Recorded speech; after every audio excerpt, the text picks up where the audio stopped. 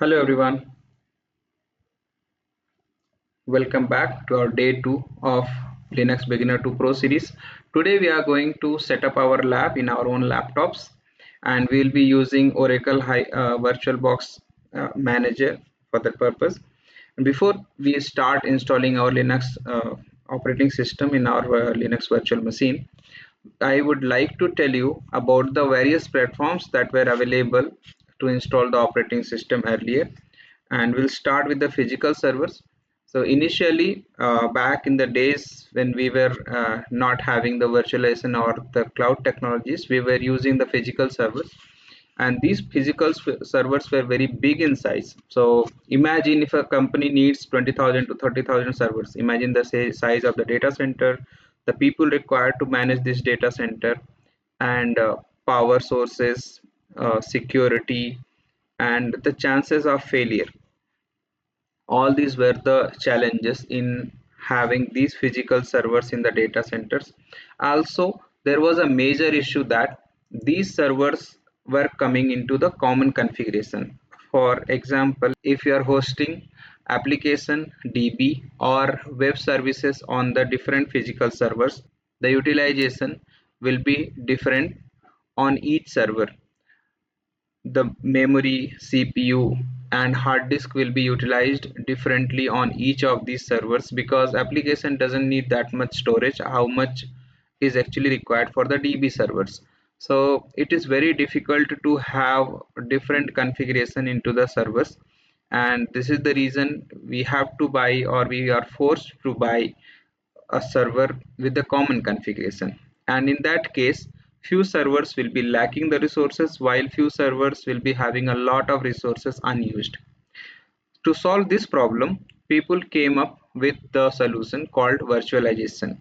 In virtualization, we split the server resources into multiple virtual machines. So on one single server hardware, you can have multiple machines that will be created virtually. That is why it is called as virtual machine.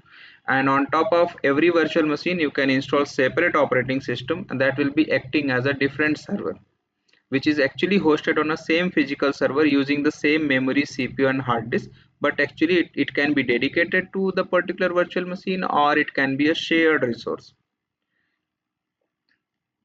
However, if you are using virtualization technology, still you need a data center. Probably the size of the data center will be reduced, the people required to manage the data center will be reduced, the security people, the power supply, and the chances of failure will be reduced, but still you need a data center. And virtualization gives you benefit that you have shrunk your resource usage and resource requirements, but your hard disk, CPU, and memory is being utilized very nicely as compared to the physical machines. And later on, Amazon introduced the cloud computing facility where you can host your servers on a rented data center. So cloud technologies are basically rented data center where you don't have to set up your own data center, you don't have to keep the people for maintenance, no power source, no cooling devices, and no uh, resource misuse, plus there will be very less chances of failure. So this is the benefit of cloud computing over the virtualization, where virtualization was also beneficial over the physical machine. So right now the best solution to have your servers hosted is the cloud computing, and it is even easier to manage your servers. You just have to have one laptop where the browser is working and internet is working. You can access all your servers from one single web page, and from there you can do all the administrative tasks. Now, what all the virtualization technologies are available and which one we will be using? So in the real world, there are parallels, there are VMware, Proxmox, Citrix, VirtualBox, Microsoft Hypervisor, KMU, Zen Project. There are multiple virtualization softwares, and we will be using VirtualBox as our platform in our laptop to host the Linux operating system. So let's begin. To set up this lab, you need two things. The first thing is you need a Oracle VM VirtualBox Manager software for Windows 11 or whatever is your operating system, and go to this link, the first link here in the Oracle VirtualBox base packages. You have to click on the link which is in front of Windows. Click on this Windows installer and let it download. It's very small in the size, should not take much time. Once the download completes, just click on this icon to open this package, and just like any other software on Windows, you just have to click next, next, next and finish. As you know how to install a software.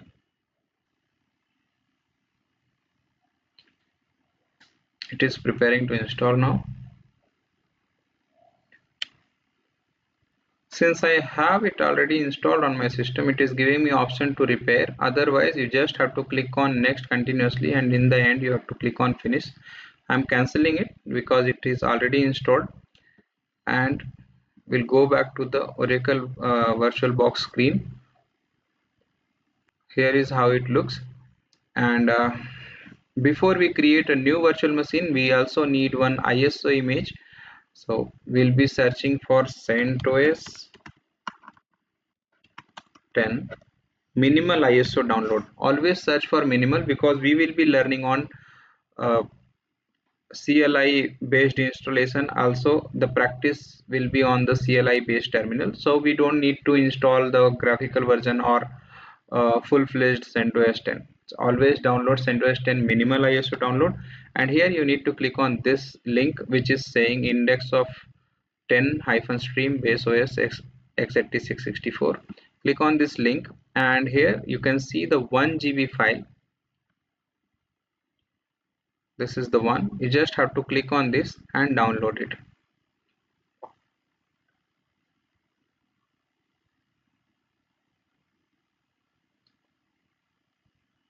Once the download is completed, you have to come on the Oracle VirtualBox Manager screen and click on New. Give a valid virtual machine name here. With valid, I mean to say that there should be no space, there should be no invalid characters like ampersand or hyphen. You should use either the alphabets or you can use underscore, and then let the VM folder be the same. And in ISO image, click on this drop down, and then since I have already used this CentOS stream, it is listing it here. Else you can just click on others and go to your downloads folder and select the CentOS image and uncheck this proceed with unattended installation, otherwise it will ask you to enter password. So it's better to uncheck it. Now you can see it is automatically saying Linux, Red Hat 64-bit. Click on finish, and it has created your virtual machine. If you want, you can increase the resources by going to the settings, click on system and increase the memory, increase the processor to 2. Click on OK. This will fasten your installation. Now click on start.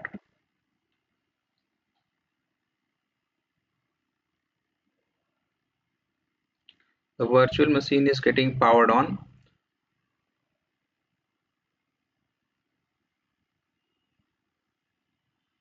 Once it powers on, quickly click on the screen. If it is asking you to click on capture, please click on capture, and then quickly move your pointer from the up arrow key on your keyboard to the first option which says install CentOS Stream 10. Let's understand the meaning of all these things. First, install CentOS Stream 10. That will allow you to install the CentOS Stream 10 directly. Next, test this media and install CentOS Stream 10. This will allow you to check the media first of all, whether all the files which is required to do the installation are available on the ISO image, and then you can install the operating system. And the third is install CentOS Stream 10 in FIPS mode. It looks like something that it automatically install everything. And the fourth option is troubleshooting is used not during the installation but when your server is live, and if there is any issue and you want to do the troubleshooting, you can mount your ISO image and boot from troubleshooting option so that you can go to the maintenance mode. So you'll use the first option to install it manually.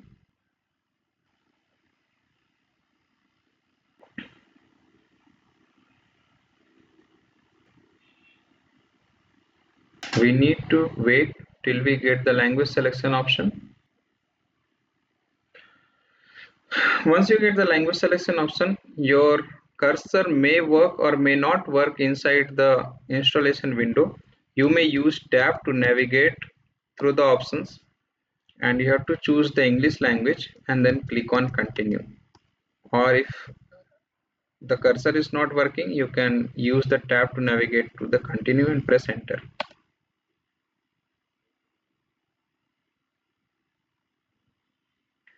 On the next screen, you just have to worry about two things. One is installation destination and another one is root account.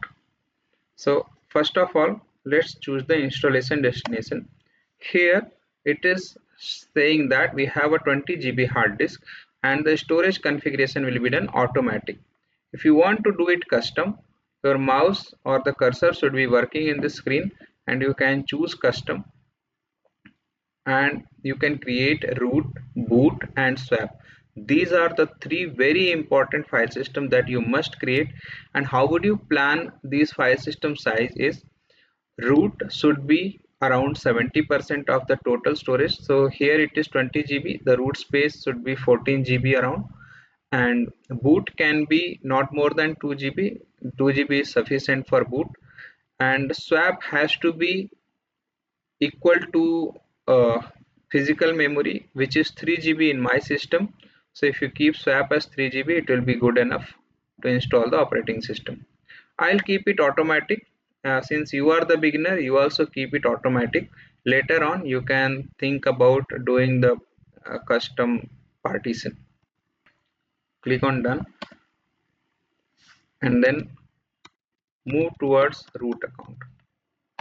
Enter and enable the root account, and then enter a password that you should remember till the installation completes at least.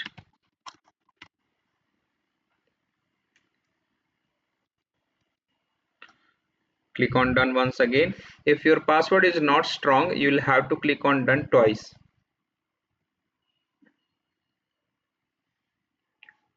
Okay, now the next option is to move to the begin installation. As soon as you click on the begin installation, you see the partitions are getting created and few files will start downloading. That may take some time.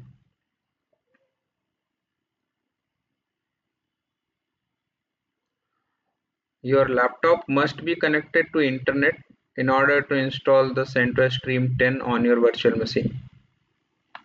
You can see here it is saying downloading packages. Once the downloading is complete, it will start installing the packages. We'll wait till our packages gets installed, and once the packages will be installed, we'll get this reboot system option enabled. Okay, here our installation has completed. You can see complete here. Guys, usually it takes around 15 to 20 minutes depending upon your internet and system speed. It can take longer also. Have patience and let it complete. And once you get the reboot system option enabled, click on this icon or choose it with tab and press enter and let the system restart.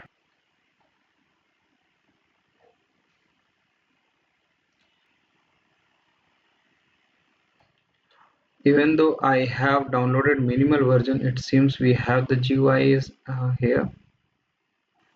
This is the desktop of CentOS 10. Here to select start setup.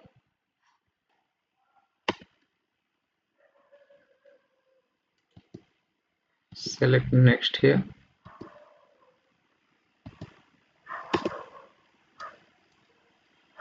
and give your name.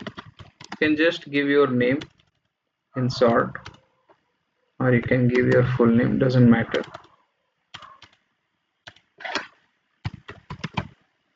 I'm using Anurag. You can use your own name, and if you want you can change the username or you can keep it as it is. Click on next. It is asking you to set the password.